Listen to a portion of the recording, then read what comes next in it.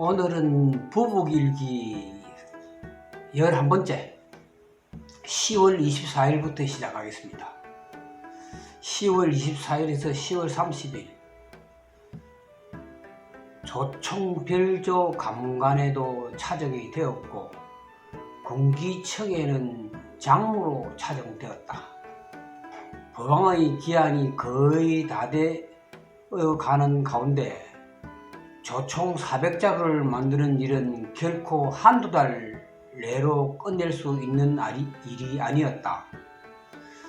조총 별조 강관과 공방 강관의 임무를 전부 교체해 달라는 일로 진정을 하니 마땅히 청에 따라 개척을 마련할 테니 여러 소리 하지 말고 몰러가서 임무를 살피고 내일부터 장인들과 가까이 거주하면서 일을 시작해라.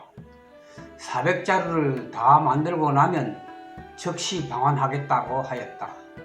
하루 종일 하소연을 하고 울기까지 하였으나 관아에 들어오지 못하게 하니 어찌할 길이 없어 다만 눈물만 흘렸다.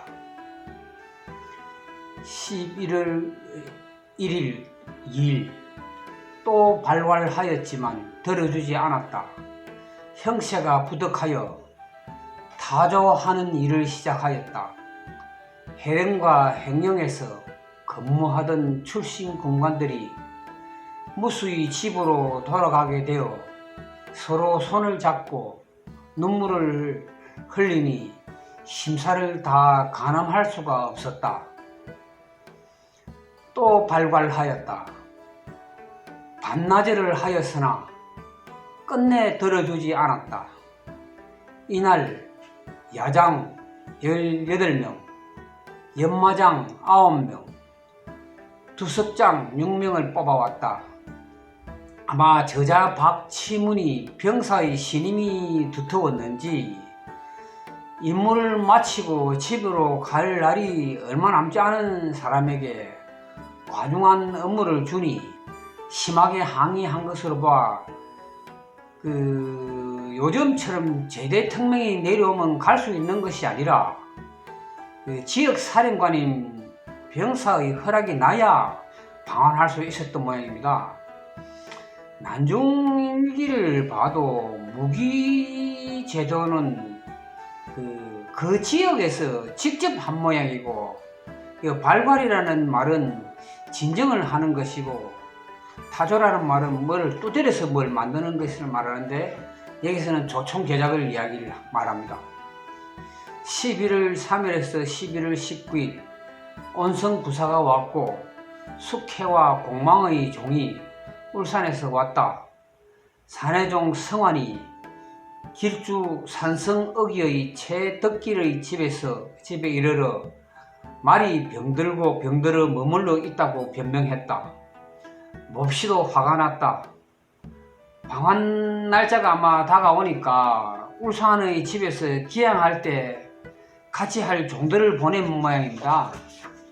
또 3월 9일 일기에 나왔듯이 물건을 훔쳐 도망갔던 저자의 산업이 이름이 성환입니다. 이제사 붙잡힌 모양입니다. 11월 20일 경원부사, 종성부사, 해령부사와 판관이 도착하였다. 조총 14자루를 완성하여 간품하고 종일 잔치를 열었다. 저녁에는 오관의 처소에 나아가 내일 발괄할 때 도와달라고 간청하고 왔다. 11월 21일 오관의 수령과 더불어 수상을 받고 총 5자루를 간품하였다.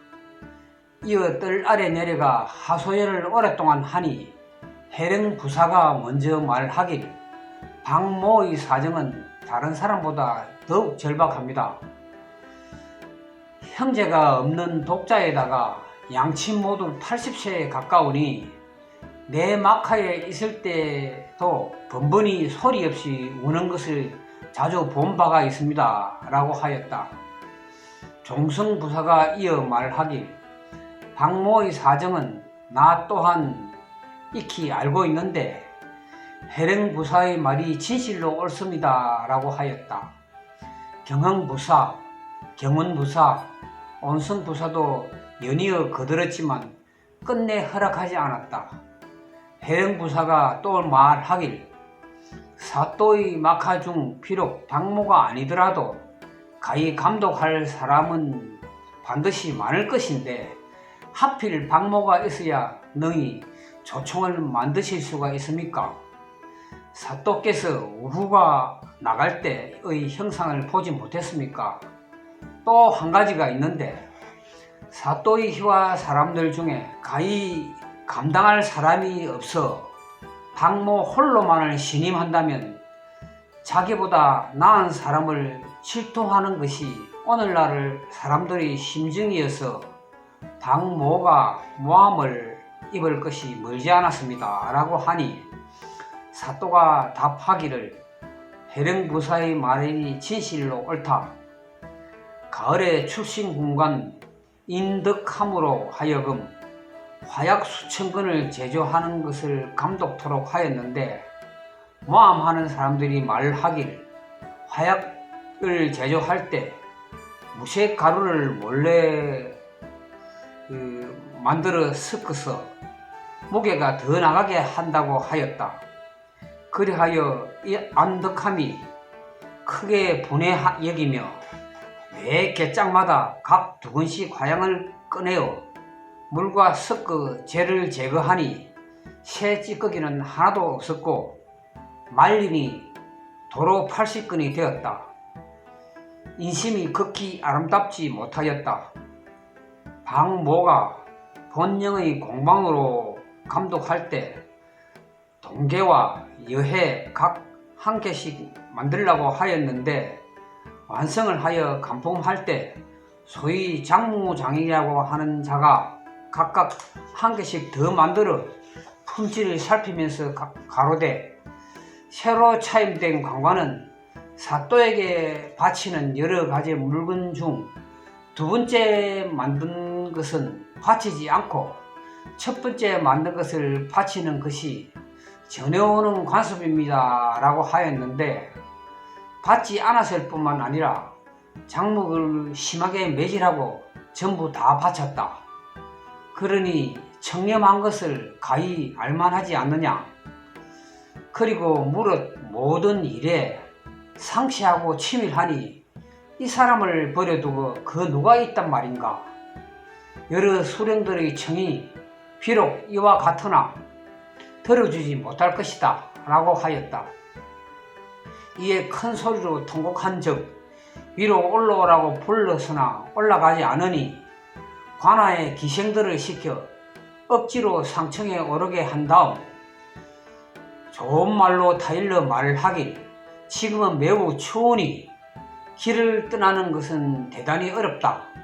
계절이 바뀌는 것을 기다려 종을 보름 후에는 날이 시가 따뜻해지고 또 정월이 되면 총 400자루를 만드는 일도 끝날 것이다 라고 하였다. 또 하소연하여 말하길 남쪽 끝에서부터 북쪽 끝 변방까지 3700리에 동행했던 오인은 먼저 돌아가고 나 혼자 뒤처진다면 이 역시 답답한 일입니다 라고 하니 그러면 박이돈, 이성로, 장두민도 같이 있도록 해주겠다고 하면서 이어 술을 권하였다. 5골 수령절도 각 한 잔씩 권하며 어떻게 해야 좋을지 모르겠다고 하였다. 5골 수령들이 다시 술을 한 잔씩 권하였다. 이거 보면 일을 너무 잘해도 탈입니다. 저자 박치문 때문에 울산과 은양의 사람들도 졸지에 집에 못 가게 생겼습니다. 11월 22일에서 12월 22일 사내 종이 말에 짐을 싣고 길주에서 돌아왔다. 집에서 온 편지를 열어보니 저절로 눈물이 흘렀다. 종 성환이 과연 산성ը기의 최덕길의 계접종과 혼인하여 명천 와지촌에 숨어 살고 있었다. 덕길의 처는 칼을 차고 감옥에 갇혔고 덕길은 족장을 맞고 신문을 당하였다. 어렵게 붙잡혀 돌아온 놈을 일단 길주에 가두었다가 후에 데려온다고 하였다. 훔쳐갔던 물건들 중 반 정도를 읽어버렸으니 매우 분하였다. 사또는 수철 운반하는 것을 몸소 감독하기 위해 메탄소에 행차하였다가 저녁에 돌아왔다. 아마 도망갔던 종이 다른 집 종과 혼인을 하게 되었을 때 신분을 확인하지 않고 받아서 혼인을 허락한 계집종 주인은 벌을 받습니다. 이게 왜냐 하면은 종들끼리 혼을 둘 사이에 자식이 나올 경우에 그 자식은 계집종 주인의 소유가 되니 채뒷길의 처가 이런 짓을 한 모양입니다. 족장이라는 말은 발바닥을 때리는 행벌입니다. 12월 28일 사냥총 2자루를 정교하게 만들어 드리니 병사가 크게 기뻐하였다. 화포장으로 하여금 시험 발사를 한 후 김여애가 또 3발을 쏘았다. 병사도 친히 쏘아보았는데 모두 명중했다. 품질이 매우 정교하고 좋아서 외총과 다름없다며 크게 기뻐하였다. 각 진보로부터 노루나 돼지, 생끙, 말린 고기 혹은 황, 백, 대구, 말린 끙, 문어, 술 등을 보내왔다. 각 진보에서 보내지 않은 곳이 한 곳도 없었다. 잣, 말린 송이, 서기버섯이 창고 세칸에 가득하니 이들 물건을 모두 맡아서 관리해야 하니 이미 공반 및 별조 감력을 맡고 있어서 이 일까지 맡을 여력이 없으므로 단자를 올려 김고를 장모로 새로 차인케 하였다. 이때가 임진왜란을 치른 지 50년이 지났는데도 조청의 제작 수준이 일본에 많이 뒤처져 있었던 모양입니다. 12월 28일은 어떻게 된 판인지 일기가 2번 작성되어 있습니다. 2번째 일기입니다. 날이 점점 따뜻해지니 공관들이 잠옥에 의거하여 자주 활을 쏘라는 분부가 있었다. 영소당에서 공무를 보고 활 10순을 쏘았다. 김광일이 꼴찌를 하여 광대옷을 입었다. 방직기 맞게 또한 광대옷을 입혀서 소에 태운 후 김광일로 하여금 끌고 가서 화살을 주워오게 하였다. 또 활 10순을 쏘았는데 강성일이 꼴찌를 하여 또 이와 같이 했다. 또 10순을 쏘아 김광일과 김고 2사람이 꼴찌를 해서 또 이와 같이 했다. 그 방직기 등이 매우 답답하고 민망하여 어쩔 줄을 몰라 했다. 광곡 뒤에 생말가죽을 붙여 명중하여 소리가 나면 매번 명중할 때마다 좁쌀 1~2씩을 바로 지급하였는데 10순을 다 쏜 후 계산을 해보니 사또는 17두, 20억은 28두, 나는 23두, 숙회는 16두, 허정도는 15두, 박경가는 14두씩 지급받았다. 나머지는 일일이 기록하지 못한다. 사또는 자신의 좁쌀을 기생과 처소의 아랫것들에게 나누어 주었다. 12월 29일에서 12월 30일 해령의 기생 월매 설매가 왔다. 조총 97자루를 완성하여 간품하니 장인들이 일제히 나와 휴가 줄 것을 하소연하였다. 내가 그것을 큰 소리로 끄면서 막중한 일을 하는데 결코 휴가를 줄 수 없다는 뜻으로 말하였다. 사또가 말하길 나는 말미를 주고 싶지만 감독관의 말이 이와 같으니 말미를 줄 수 없다 라고 하면서 오명당 술 한 동이와 소고기 한 첩씩으로 처파를 특별히 서 내려주고 열심히 근무하도록 하니 장인들이 또 하소연하기를 술과 고기를 내려주신 것은 감사하고도 감사합니다.